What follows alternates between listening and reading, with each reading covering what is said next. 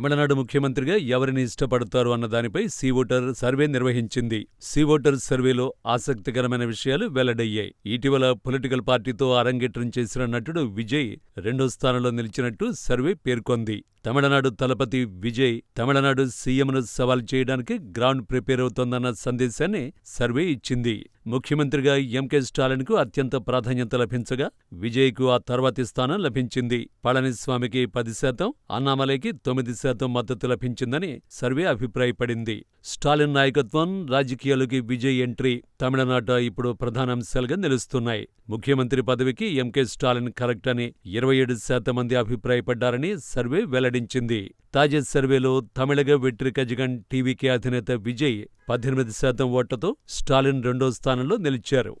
ప్రతిపక్ష నేత AIADMK general secretary Edappadi K. పళనిస్వామికి 10% ఆమోదం లభించగా బీజేపీ నాయకుడు అన్నామలైకి 9% ఆమోదం లభించడం విశేషం. తాజా సర్వే రిపోర్టు ఆధారంగా తమిళనాడులో స్టాలిన్ నాయకత్వానికి ఢోకా లేదనిపిస్తోంది. ప్రత్యర్థులతో పోల్చినప్పుడు స్టాలిన్ ముందంజలో ఉన్నారు. అయితే విజయ్ ఆకర్షణ శక్తి రోజురోజుకు పెరుగుతోందని సర్వే అంచనా వేస్తోంది. ఎన్నికల సమయానికి పరిస్థితి ఎలాగైనా మారొచ్చన్న అభిప్రాయాన్ని వ్యక్తం చేసింది. సర్వే తమిళనాడు ప్రభుత్వ పనితీరుపై ప్రజల సంతృప్తిని కూడా అంచనా వేసింది. ఫలితాల ప్రకారం 15% మంది ప్రభుత్వ పనితీరుపై చాలా సంతృప్తిగా ఉంటే 36% మంది కొంతవరకు సంతృప్తి చెందామన్నారు. అయితే 25% మంది మాత్రం తాము అసలు సంతృప్తి చెందటం లేదని చెప్పడం విశేషం. 24% మంది ఇంకా నిర్ణయం తీసుకోకపోవడం విశేషం.